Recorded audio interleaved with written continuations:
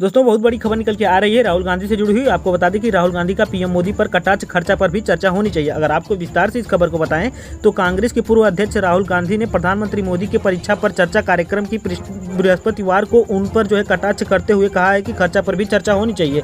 उन्हें यह सवाल किया है कि प्रधानमंत्री मोदी पेट्रोल डीजल की बढ़ती हुई कीमतों को लेकर के चर्चा क्यों नहीं करते। राहुल गांधी ने एक बार इस खबर को साझा करते हुए ट्वीट किया है कि केंद्र सरकार की कर वसूली के कारण गाड़ी में पेट्रोल डीजल भरवाना किसी इम्तिहान से कम नहीं है, फिर प्रधानमंत्री मोदी इस पर चर्चा क्यों नहीं करते हैं।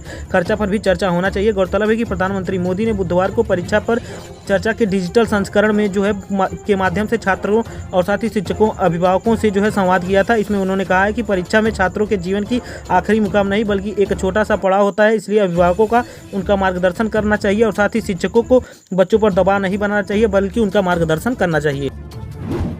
दोस्तों अगली बड़ी खबर निकल के आ रही है सीआरपीएफ जवान से लेकर के, जो कि हम आपको बताने वाले हैं। दोस्तों आपको अगर विस्तार से इस खबर को बताएं तो जो कि बहुत बड़ी खबर है। अब नक्सलियों ने सीआरपीएफ जवान राकेश्वर सिंह को छोड़ दिया है, उन्हें एम्बुलेंस से बीजापुर लाया गया है। इस खबर पर परिवार वालों ने मिठाइयां बांट करके खुशी जताई है और साथ ही राकेश्वर सिंह की पत्नी ने सरकार को और साथ ही मीडिया को पूरी तरह से धन्यवाद दिया है। अधिकारियों ने बताया कि 210वीं commando battalion for resolution action यानी कि कुबारा के कांस्टेबल राकेश्वर सिंह ने मनहास की रिहाई के लिए राज्य सरकार के 2 प्रमुख लोगों को नक्सलियों से बातचीत करते हुए नामित किया था। नक्सलियों ने घने जंगल में राकेश्वर सिंह को सैकड़ों लोगों की मौजूदगी के साथ सामाजिक कार्यकर्ता धर्मलाल सैनी, आदिवासी नेता तेंदेलम और बोरैया को सौंपा। जवान की रिहाई से ठीक पहले वह बस्तर क्षेत्र में पुलिस महानिरीक्षक सुंदर राज पी के साथ बताया गया था। और साथ ही आपको बता दें कि मामले में सकारात्मक पहल हुई थी। उम्मीद है कि जल्द ही जवान को रिहा करवा दिया जाएगा। और साथ ही सुंदर राज ने कहा कि सुरक्षा कारणों से इस संबंध में अधिक जानकारी नहीं दी जा सकती।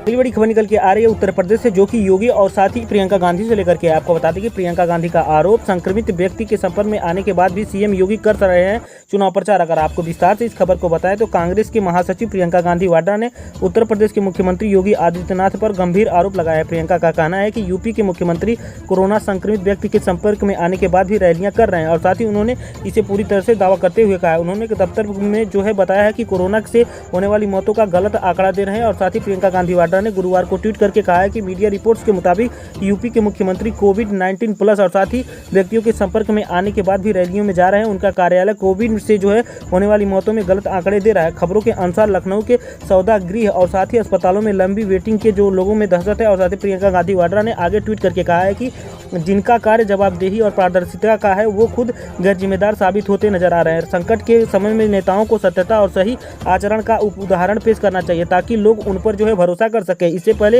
एक ट्वीट में प्रियंका गांधी वाड्रा ने कहा है कि अगर चुनाव में घोषणा पत्र के लिए सबके फ्री वैक्सीन की घोषणा की जा सकती है तो ये सही समय है कि सरकार प्राथमिकता से सबके लिए वैक्सीन की व्यवस्था करे। हमारे देश की जनता के लिए सबसे हितकारी कदम यही है कि सबको वैक्सीन फ्री में मिले।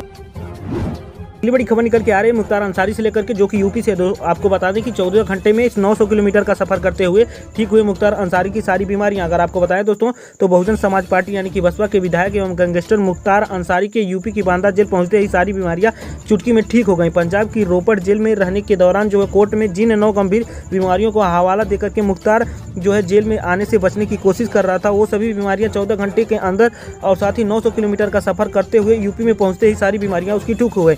और साथ ही आपको ये बता दें कि मुख्तार ने खुद को शुगर से लेकर के स्लीप डिस्क और साथ ही दिल संबंधी बीमारियों का मरीज भी बताया था, लेकिन जब बांदा जेल में उसकी जांच कराई गई तो उसे चुस्त दुरुस्त बताया गया। वहीं बांदा जेल में पहुंचते ही मुख्तार अंसारी पूरी तरह से स्वस्थ नजर आया। और साथ ही पंजाब में व्हील चेयर पर नजर आने वाला डॉन बांदा जेल पहुंचते ही खुद के पैरों पर चलता हुआ नजर आया। गौरतलब है कि अक्टूबर 2020 में पंजाब मेडिकल बोर्ड द्वारा सुप्रीम कोर्ट में दी गई रिपोर्ट के अनुसार मुख्तार अंसारी को कई गंभीर बीमारियां होने की बात कर रही थी और साथ ही ऐसा दावा भी किया जा रहा था। मेडिकल रिपोर्ट ने मेडिकल बोर्ड ने मुख्तार को 3 महीने का बेड रेस्ट की सलाह दी थी। इससे पहले पंजाब मेडिकल बोर्ड की उस रिपोर्ट की पोल खुल गई है।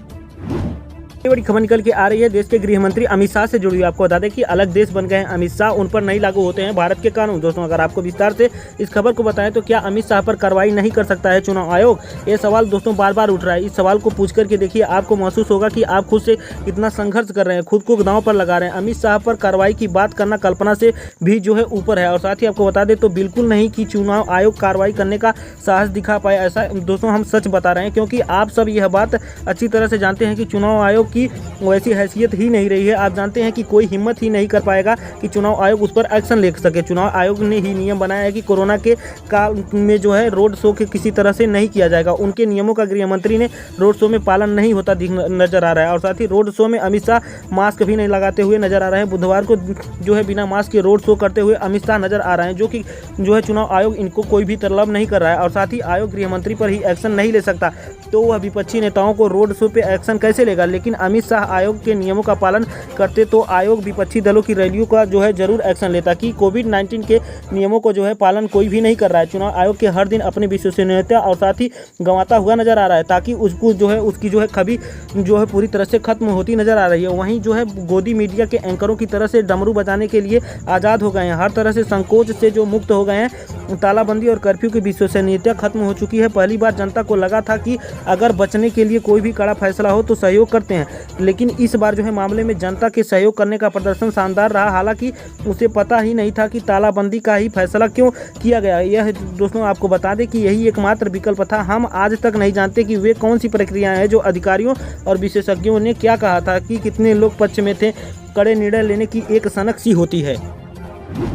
दोस्तों अगली बड़ी खबर निकल के आ रही है राकेश सिंह टिकैत से जुड़ी हुई, जो कि किसान आंदोलन को लेकर के आपको बता दें कि सरकार किसान आंदोलन को शाहीन बाग समझने की भूल न करे, ऐसा बोला है दोस्तों राकेश सिंह टिकैत ने चेतावनी देते हुए। बोले कि गोदाम तोड़े जाएंगे। अगर आपको विस्तार से इस खबर को बताएं तो भारतीय किसान यूनियन यानी कि बीक्यू के नेता राकेश सिंह टिकैत ने शाहीन बाग का जिक्र करते हुए दोस्तों केंद्र सरकार को चेतावनी दे दी है और साथ ही उन्होंने ये कहा है कि जो है इसके बाद एक सिलसिलेवार ट्वीट करते हुए उन्होंने कहा है कि कर्फ्यू भी लग जाए तो भी आंदोलन चलता रहेगा। और टिकैत ने अपने आधिकारिक ट्विटर हैंडल से लिखा है कि सरकार किसान आंदोलन को शाहीन बाग को समझने का भूल न करे। कोरोना के कारण यदि पूरे देश में भी कर्फ्यू लग जाएगा तो भी किसान का आंदोलन जो है चलता रहेगा और इससे पीछे नहीं हटा जाएगा। टिकैत ने अपने अगले ट्वीट में लिखा है कि सरकार इसे जो है ऐसी भूल न करे कि जो है इसे शाहीन बाग समझ बैठे। अगली बड़ी खबर निकल के आ रही है दोस्तों बंगाल चुनाव से लेकर के, जो कि ओवैसी से जुड़ी हुई है। आपको बता दें कि बीजेपी की बी टीम के आरोपों पर ओवैसी ने पीएम मोदी को और साथ ही ममता को एक ही जैसा बता दिया है। आपको बता दें अगर विस्तार से इस खबर को, तो बंगाल में एक चौथे चरण के चुनाव में विधानसभा चुनाव के लिए वोटिंग होनी है। इस पर दोस्तों चौथे चरण में असदुद्दीन ओवैसी की पार्टी भी 7 सीटों पर चुनाव लड़ रही है। ऐसे में टीएमसी प्रमुख ममता बनर्जी लगातार ओवैसी को बी टीम होने का आरोप लगा रही हैं। अब ओवैसी ने पलटवार करते हुए पीएम मोदी और ममता को एक जैसा बता दिया। असदुद्दीन ओवैसी ने एबीपी न्यूज से बात करते हुए कहा है कि बंगाल में मुस्लिम विकास चाहते हैं, न कि तुष्टीकरण। पीएम मोदी और ममता एक ही जैसे हैं। हम 7 सीटों पर चुनाव लड़ रहे हैं और बंगाल में अच्छा प्रदर्शन करेंगे। साथ ही तृणमूल कांग्रेस पर जो है हमला करते हुए ओवैसी ने कहा है कि ममता ने बंगाल के दलितों को धोखा दिया है। टीएमसी को लगता है कि मुस्लिम उनका वोट बैंक है। मैं एक सांसद के रूप में नंदीग्राम आंदोलन का हिस्सा था और साथ ही उन्होंने कहा है कि मुझे कई बार धन्यवाद दिया, लेकिन अब मुझे बीजेपी की बी टीम कह रही है और साथ ही उन्हें गुजरात दंगों में चुप रहने के लिए कैबिनेट बर्थ के लिए सम्मानित भी किया गया था। अब वह जो मंत्र जप रही हैं और साथ ही आरोप लगा रहे हैं कि सब वोट लेने का एक नाटक है। इसके लिए उन्होंने उन पर हमला बोला। इसके अलावा ओवैसी ने बंगाल के बाद अब यूपी चुनाव लड़ने की भी बात कह डाली है। उन्होंने कहा है कि मैं यूपी को लेकर के भी आश्वस्त हूँ और साथ ही उन्होंने कहा है कि चुनाव के लिए बड़ी योजनाएं भी बना रहा हूँ और साथ ही यूपी चुनाव में हमारी बड़ी हिस्सेदारी होगी। बता दें कि उत्तर प्रदेश में अगले साल विधानसभा चुनाव होंगे, जिसमें दोस्तों हमारी पार्टी जो है चुनाव लड़ेगी।